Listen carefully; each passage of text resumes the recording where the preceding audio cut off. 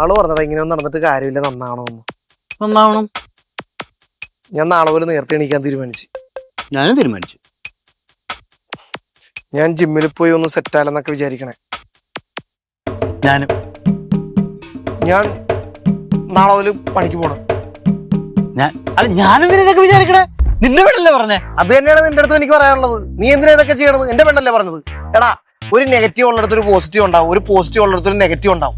എന്റെ ലൈഫിൽ നെഗറ്റീവ് ആണ് നീ, മനസ്സിലായ?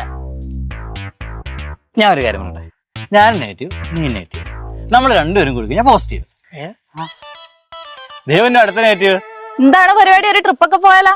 കാശുണ്ടാ? ഇല്ല. അത് ഇവിടെ ഒന്നും ഇരിക്കും. എനിക്കിവിടെ ഇരിക്കാനൊന്നും സമയമില്ല, ഞാൻ നാട് വിടാൻ പോവാ. എടാ, ഞാൻ കല്യാണം കഴിക്കാൻ പോവാ. ചെക്കൻ എന്നെ കാനഡയിലോട്ടൊക്കെ കൊണ്ടുപോകാന്ന് പറഞ്ഞിട്ടുണ്ട്. അതിന് മുന്നേ എക്സ്പ്ലോർ ചെയ്യാനായിരിക്കും ട്രിപ്പ് പോവാന്നൊക്കെ പറഞ്ഞത്. അതെ, ഞാൻ കണ്ടായിരുന്നു സ്റ്റാർട്ടസ് സിനിമ തിയേറ്ററിലെ. അതും ഫ്രണ്ട് റോയിലൊക്കെ ഇരുന്ന്. അത് പിന്നെ ആദ്യം പോയി കാണാലോ എന്ന് വിചാരിച്ചു.